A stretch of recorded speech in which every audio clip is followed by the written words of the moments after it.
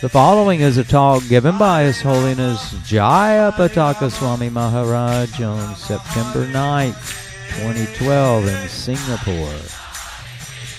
The talk was about the song Srila Prabhupada Na Hoito.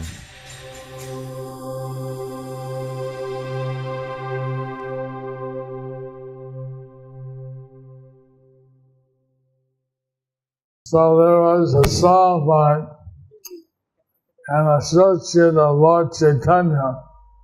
His name is Vasu Ghosh. And he sang, if there was no Gora, what would there be? Didi Gora Na Hoito, Ki Hoito. So I got inspired to write a song. If there was no Srila Prabhupada, what would there be today? Just that many times we just think that the present day gurus are, I don't say equal, but almost equal. But if they just meditate, you see that Prabhupada, he was so vastly advanced and did so much that it's very offensive to think anyone is immediately is on a similar level like him. So we have this song was offered to Prabhupada on his Vyas Puja. And I think you have a lot of singers here. Otherwise, we have this song done by one by Sachi Das in Mayapur. But if you have someone who can sing it live here, that would be nice.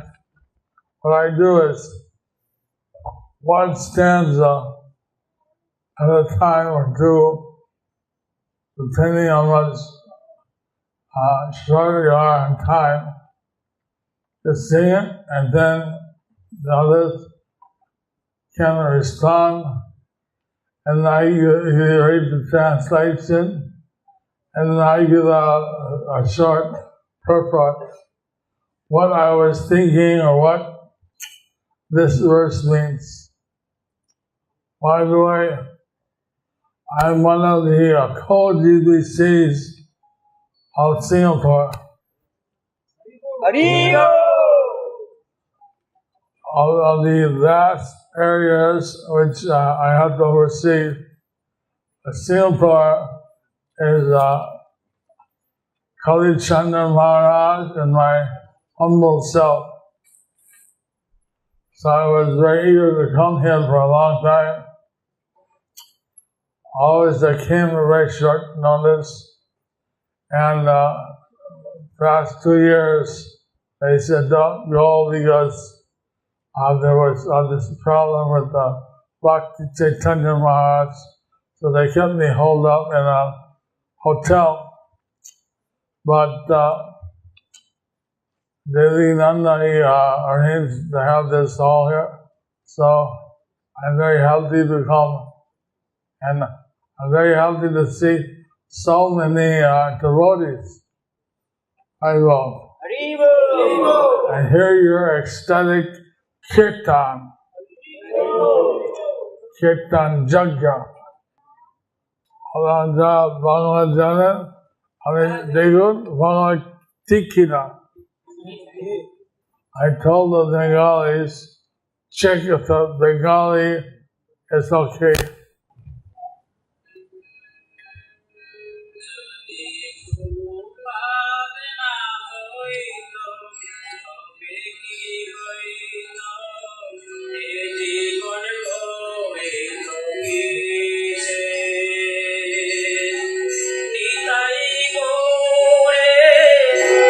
Bye.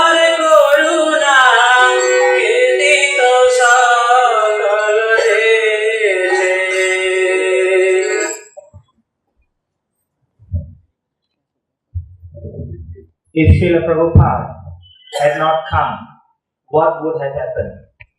How would we have passed our lives? Who else would have distributed the unlimited mercy of Lord Nityananda and Lord Gauranga all over the world? So, Srila Prabhupada, he went, we heard, 14 times around the world. He went to every every continent, and he spread the Krishna consciousness everywhere. But the mercy of Lord Chaitanya Nityananda, which is to give out the mercy without considering who is qualified and who isn't qualified, that was the special feature of Lord Chaitanya Nityananda. Rather, we see that many great souls have come and they have given out mercy to their followers. But here, Lord Nitai Gaur, they give out mercy even to those who are not followers. No way you can say that I and I were followers. They rather were gundas, drunkards, criminals. They'd be in Singapore, but they were caught with the king.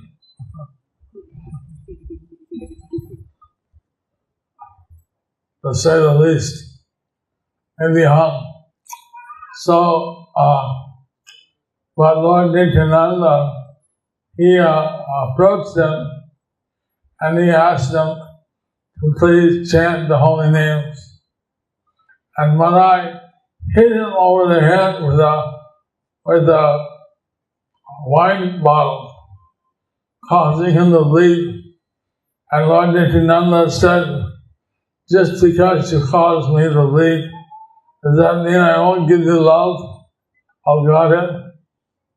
And then Jagai said, he just beat the guy.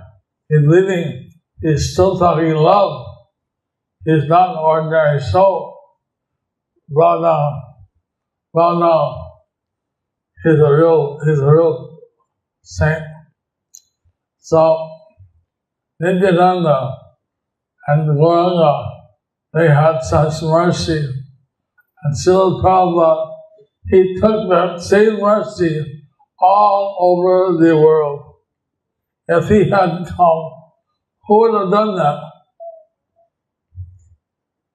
When he said, I will go and give out the mercy of Lord Chaitanya all over the world, Lord Chaitanya predicted, Patididyatshe Jatadagaradigam Saratra Prachaditi Hoiti Moranam, and every town and village throughout the whole world that my name will be sung. He told that in India, and they saw him and the whole India. Western countries chant, dance, not touch. The whole India, all extra time. No, he said the whole world. I'm going to the whole world. Prabhupada ki.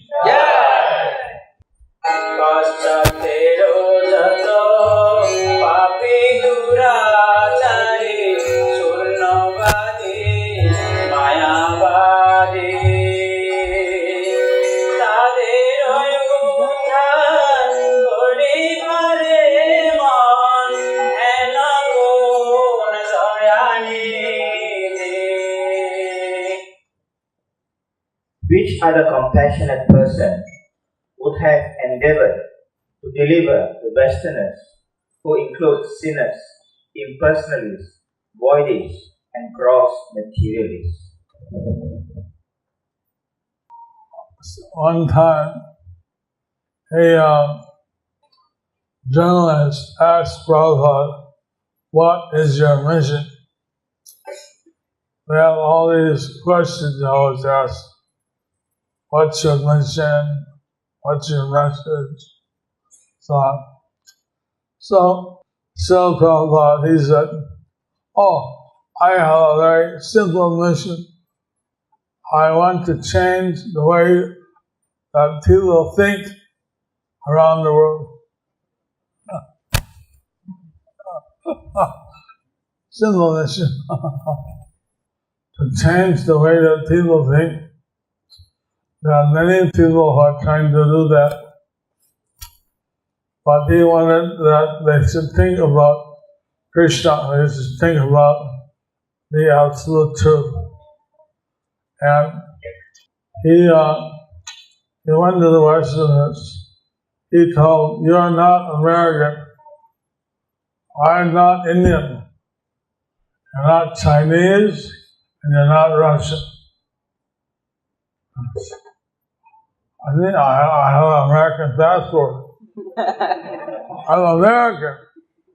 I'm American. No, you're not. And I'm not Indian. I may have an Indian passport, but I'm not Indian. And you're not American. And what am I? He said, you're not this body.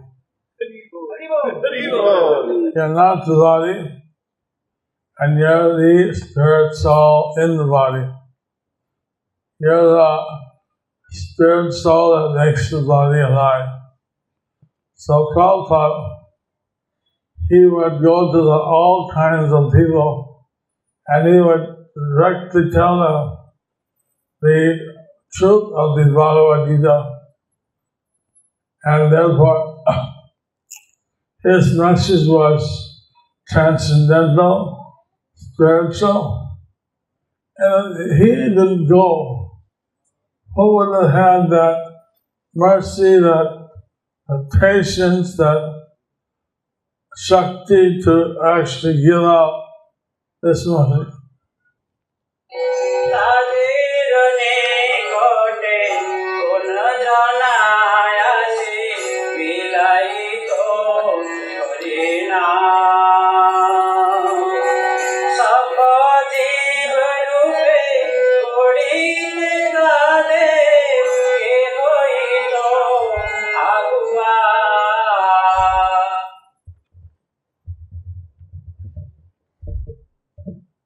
Who else would have come to give us his association and distribute the holy name?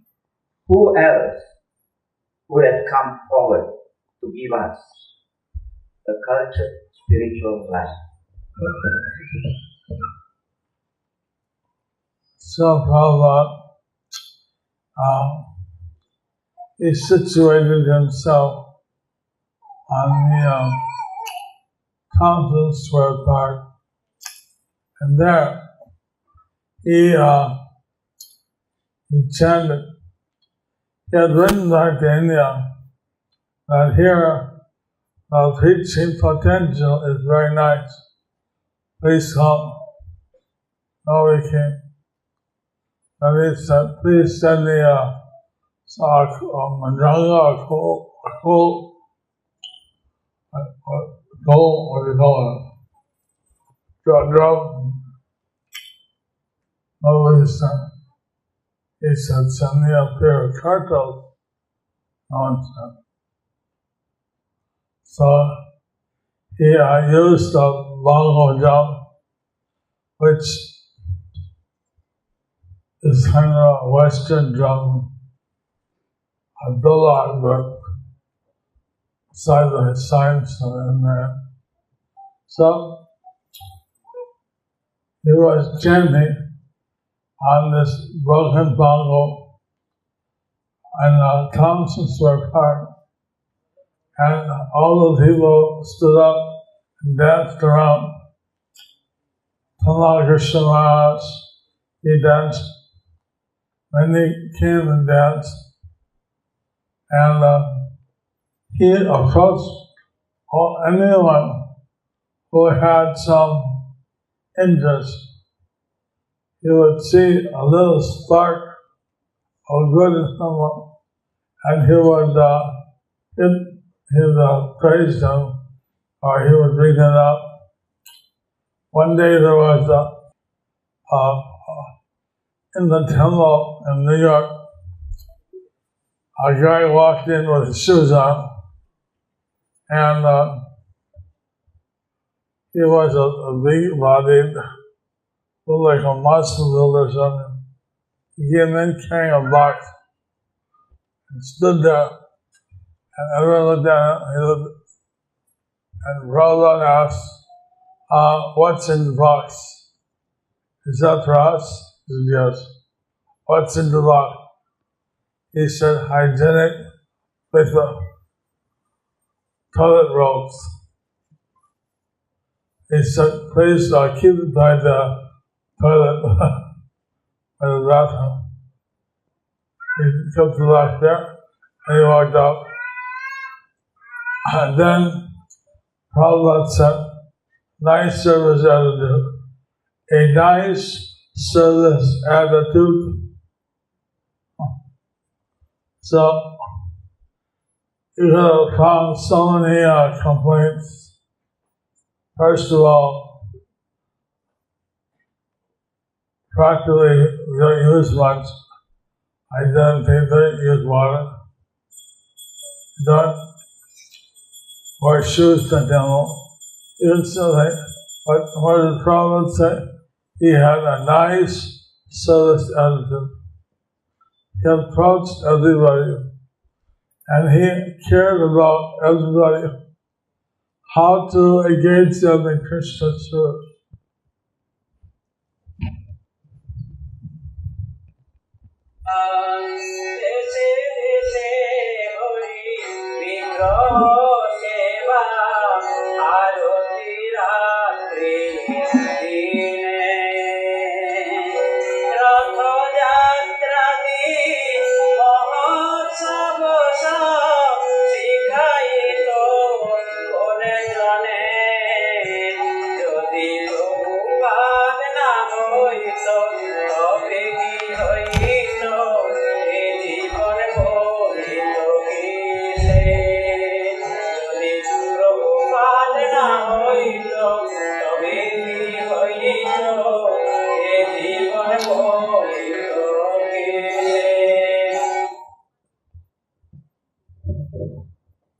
Who else would have established deity worship all over the world, including aratis and kirtanas from morning to night?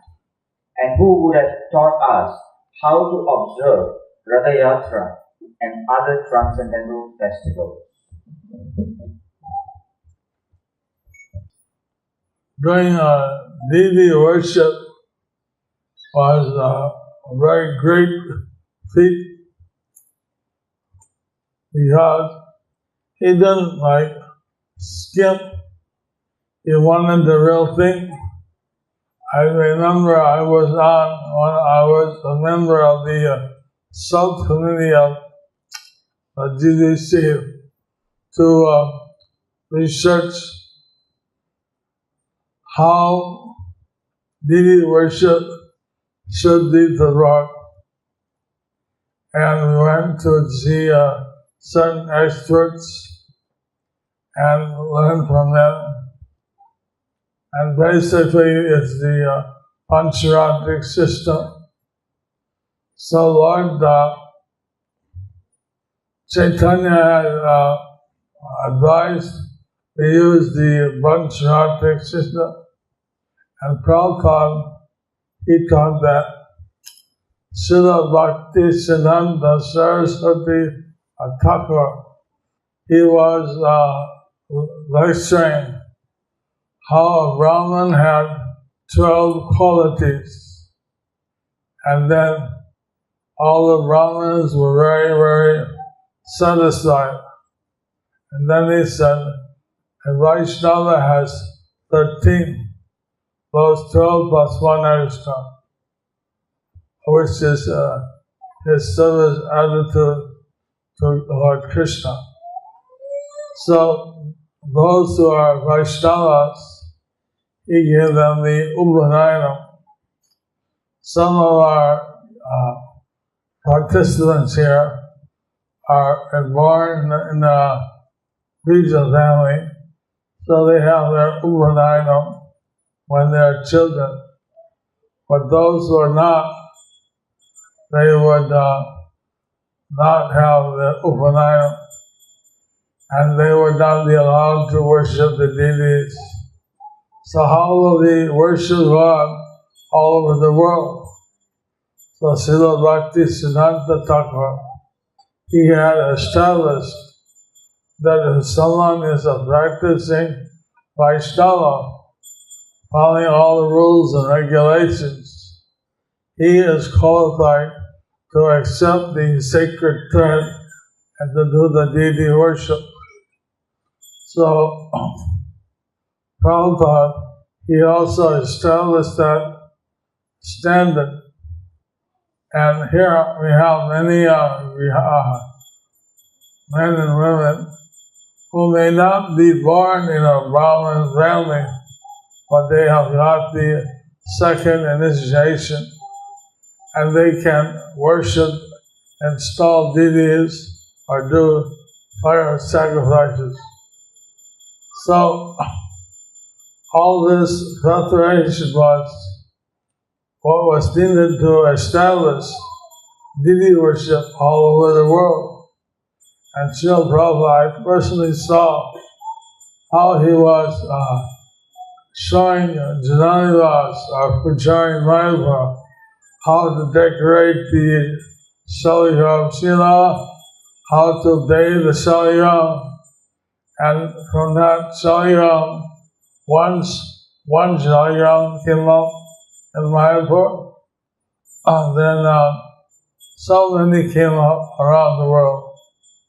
Like this, Prabhupada, he personally established deities in London, in New York, and Los Angeles, and various places, and in Mayapur. So,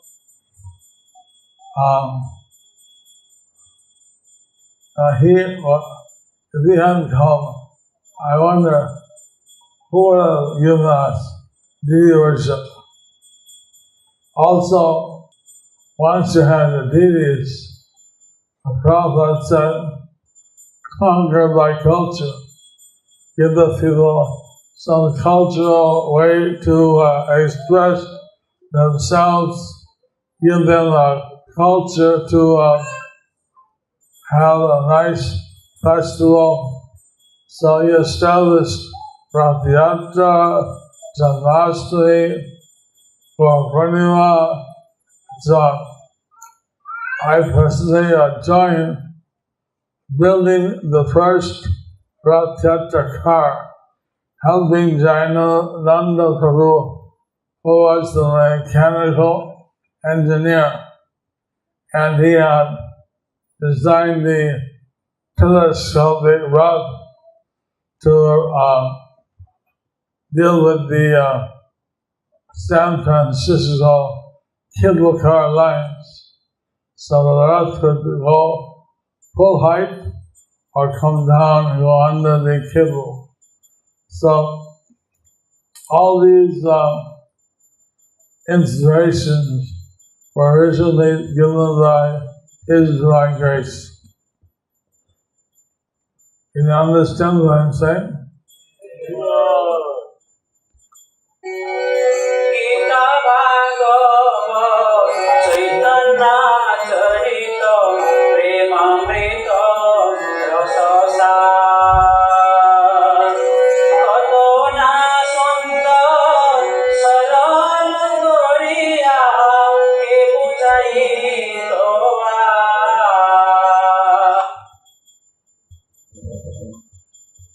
Who else would have translated and explained the Bhagavad Gita, Srimad Bhagavatam, and Chaitanya Charitamrita, containing the essence of the nectarian mellows of the love of Godhead, in such a clear, simple, and beautiful way? It was with great effort that Srila Prabhupada, he translated and wrote reports to these and other books. Someone was asking that they heard Prabhupada didn't know Sanskrit. I don't know who has spread this insidious, false rumor.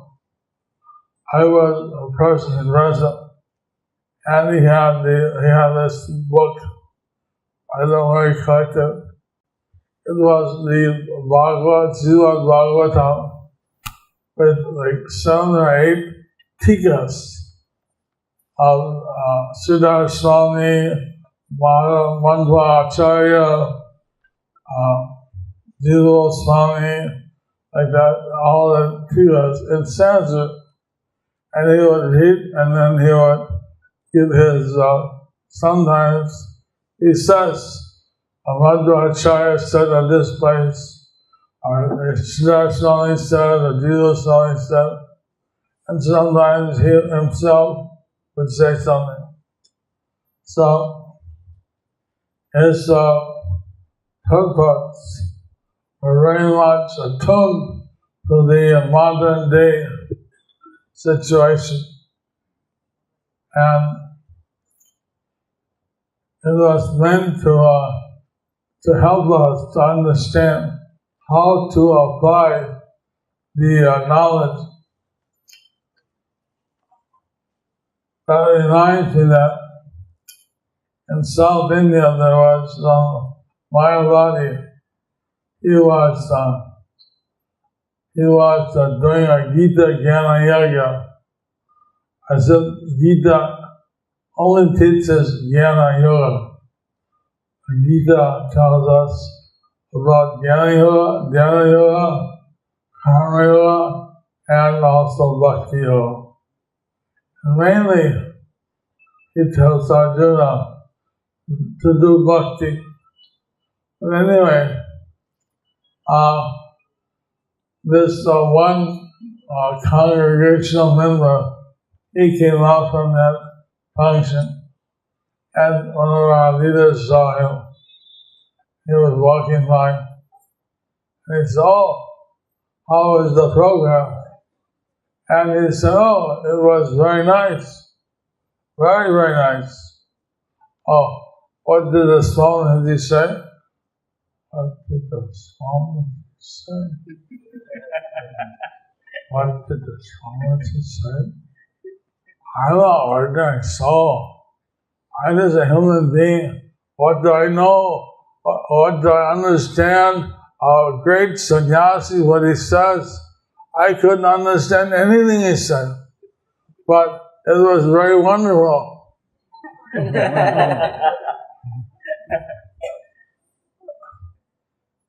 In comparison, so Prabhupada, he would speak to us, and he would make his points so that they could be understood. He wasn't trying to impress the people with some flowery word jugglery. He tried to give out the absolute truth in a very simple, understandable way, a very complex and very high philosophy. So that's what the Western Church needed. They needed someone who tried to communicate with them.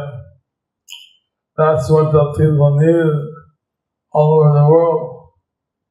So, if Prabhupada hadn't done this, if he hadn't translated the books, if he hadn't expressed what the books meant without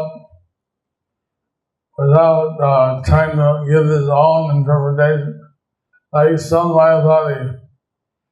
One time he said, "Any questions?"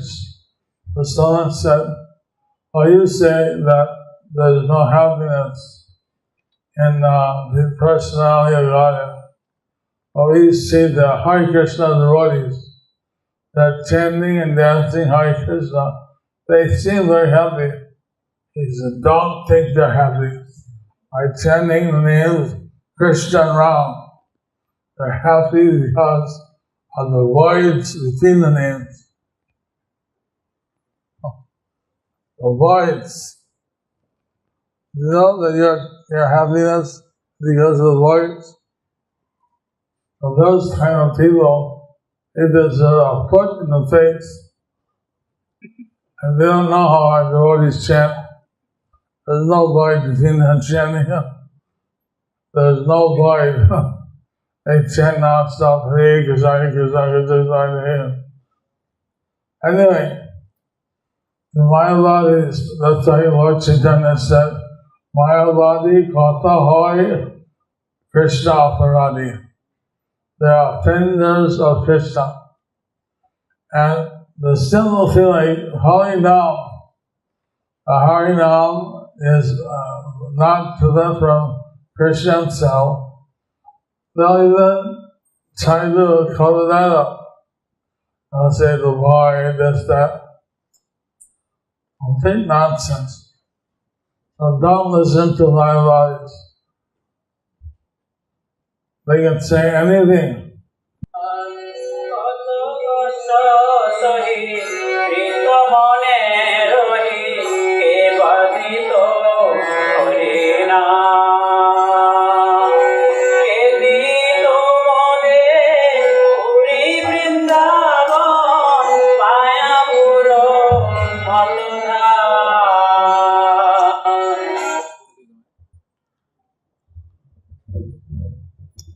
Who else would have tolerated so many difficulties and distributed Harinam with such a compassionate and loving heart?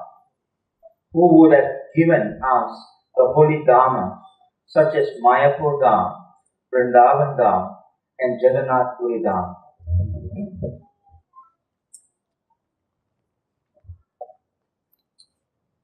How many difficulties Srila Prabhupada endured? Heart attacks with the ship. It was stolen his things. It was beaten. But the thing that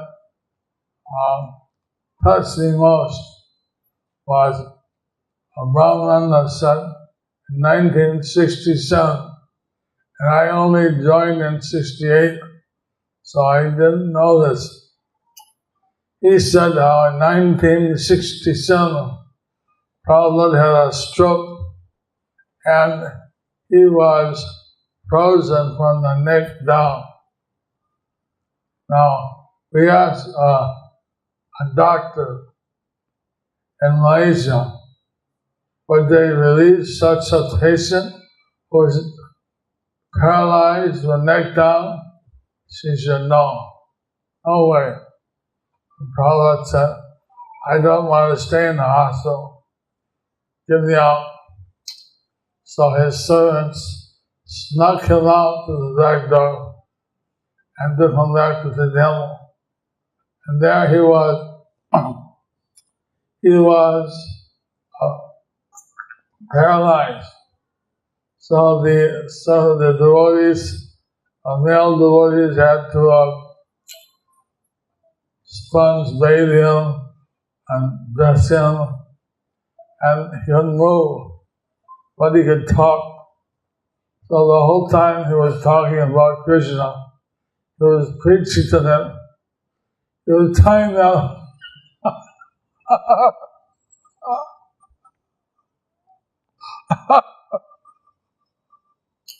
he was telling them to do devotional service. So somehow, when he saw him in 68, he looked normal. He'd walk. He didn't see, I didn't know this whole aspect. So how much difficulty he endured, how much trouble he went for you all, for you. Every one of you, your children, your grandchildren, all of you. Yes. He went all this trouble for me, for you, so that you could all get Krishna consciousness. You get the mercy of Lord Chaitanya. How much we're indebted to Prabhupada, we should just think for 1 second. How much he gave. Who would have given him paralyzed, neck down, and still left neck increasing?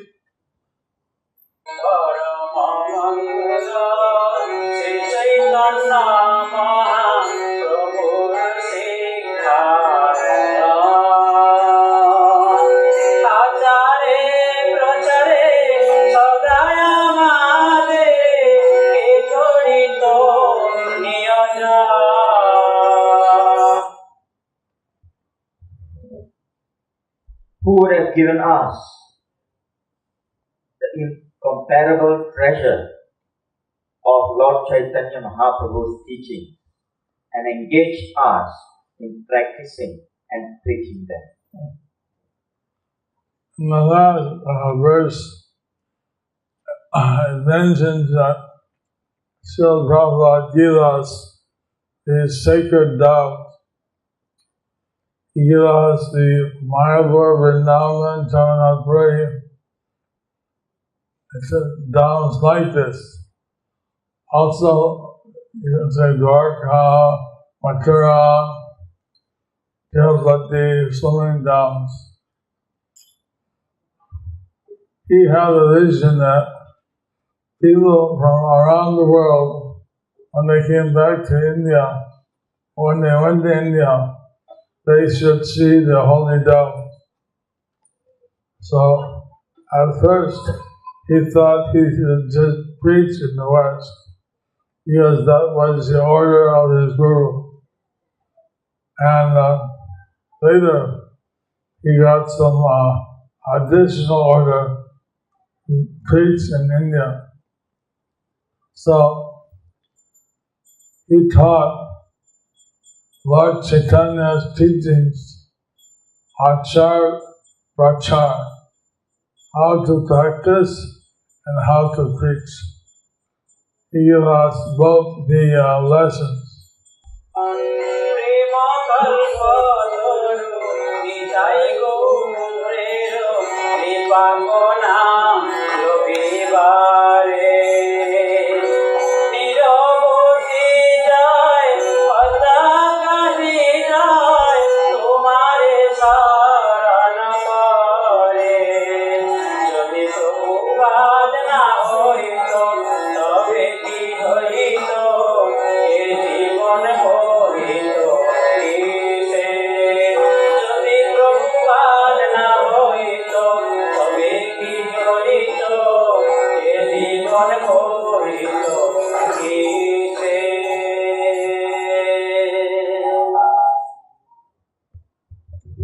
Desiring a drop of mercy of Nitai Gaura's wish-fulfilling tree of love of Godhead with all his heart,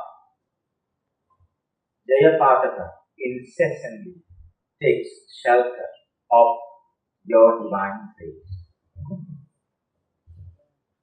Jai His Holiness Jayapataka Maharaj ki Jai! I heard that this, like in the pictures by artists, they write their name in some corner. Such songs, poetry, the writer should put his name in the end somewhere. So I put my name, but if you want to chant without my name, that's okay. The idea is to glorify Prabhupada. But we should know that by serving Srila Prabhupada, by serving the Guru Parampara, and coming from Prabhupada, we will get the mercy of Krishna and the mercy of His divine grace. Lord Krishna in the end of the Srimad Bhagavatam, he mentioned, no, I think that's in Adhiram. Anyway, somewhere Krishna mentioned that his real devotees are not those who say they are his devotees, but the devotees of the devotees of the devotees. So the whole secret is that we want to be the das and the das of Lord Krishna, and that way we get the mercy of Krishna. So, Srila Prabhupada, he gave us this Krishna conscious moment. There's a lot of service. There's in the center, somebody may welcome the guest, chant, and they cook the prasad. So many services. Similarly, Lord Advaita, he would have a regular house program. So some of you, Grihastas, have a house. You can invite some friends over, some devotees, and do a house program. If your house program is very regular, then you can establish it as a namhata. And if you want to have a dynamic namhata, you can also have a bhakti diksha group. So, you will be available to carry out the gurus to care for the devotees, help the local residents to care for the devotees, giving them advice and care. So there's so many services. Most people are very much busy with their jobs and their house and their kids, and we can find sometimes there's not much time there, a little time to help others. Then that way we get some special mercy. So I want to thank all of you for being present and allowing me to speak, although my voice may not be so clear now. I hope you like this song about Srila Prabhupada, and if you liked it, how was the Bengali? Very good, very good. So are there any questions? I saw Hare Krishna. So who's nice tonight? Come forward. But Hare Krishna, His Holiness. Indeed, it was wonderful glorification of Srila Prabhupada, the beloved Guru, in very sublime way. I humbly request Maharaj to share with us how was your first meeting with His Divine Grace and what was your impression, because Maharaj comes from the wonderful town called Milwaukee, which is kind of a sports zone, and what led Maharaj to fully join Srila Prabhupada's mission. Hare Krishna. like many youths that time, I hitchhiked and I went to the San Francisco. There was a singer that said, "All in San Francisco," and there I went to the rock and roll movie, halls, did all the things young people do. Then I thought that I wanted a spiritual life. So I went to the bookstore and he showed me books on spiritual life. They're all from India. I said, all in India. Nothing from America? He looked at me, America? Spiritual? Here's one. One. It was about astral projection. So all the other books were India. So then I thought, okay, I'll check out different gurus and see. So I went to this American guru on astral projection. And to make a long story short, he said, I'm sorry, I'd like to guide you, but for 2 years I've been grounded. I've not been able to astral project. So I don't feel qualified. Please be honest. So then I went to some hatha yogi, and he was in some swimming pool, and all the ladies were wearing bikinis, and he was wearing a swimsuit.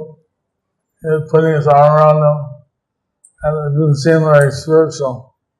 So then I thought, maybe in India I'll go. In India I'll find a guru.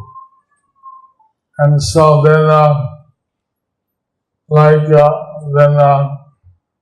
I somehow came to the Golden Gate Park, and there was a group of devotees who were chanting. And it looked like to me that they were wearing bed sheets.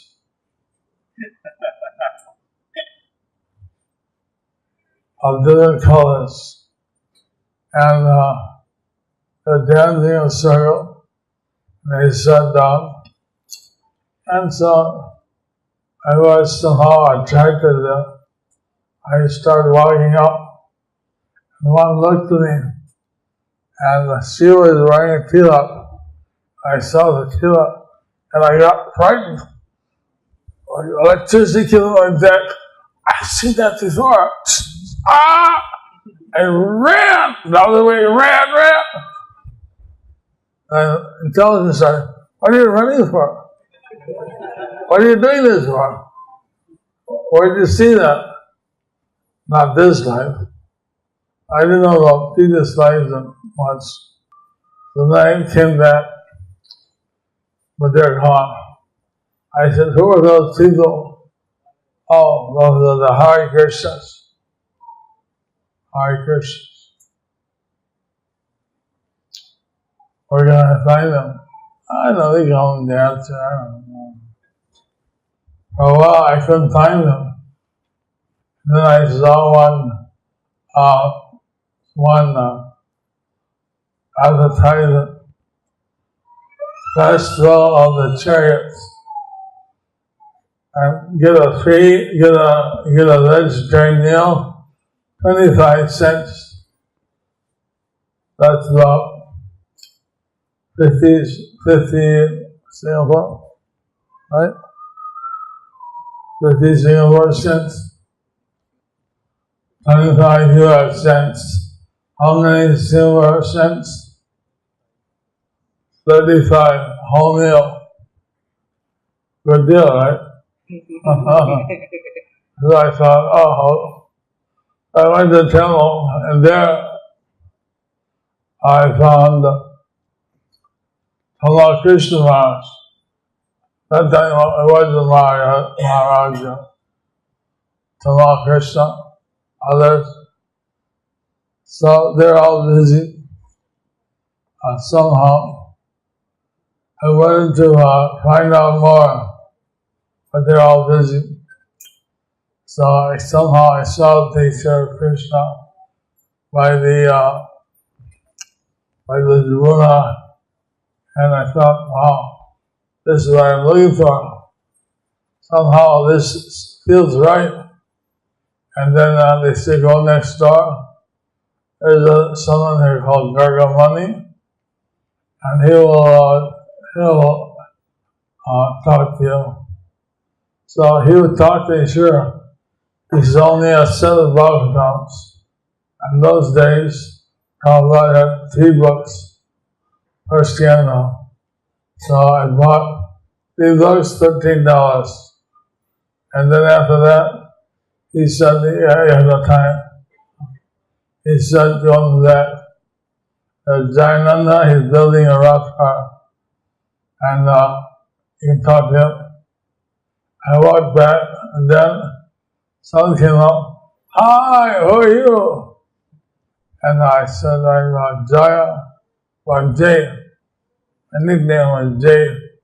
Oh, I'm Jay, I'm Jayananda.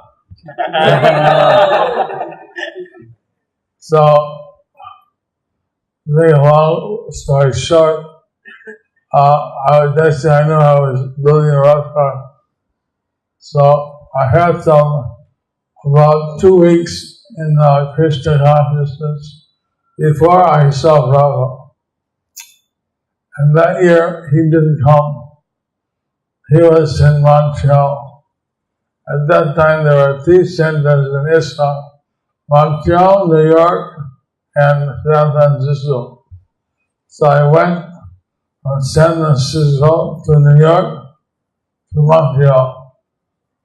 And there I saw Prabhupada. Hare Krishna, Krishna Krishna, Hare Hare, Hare Rama,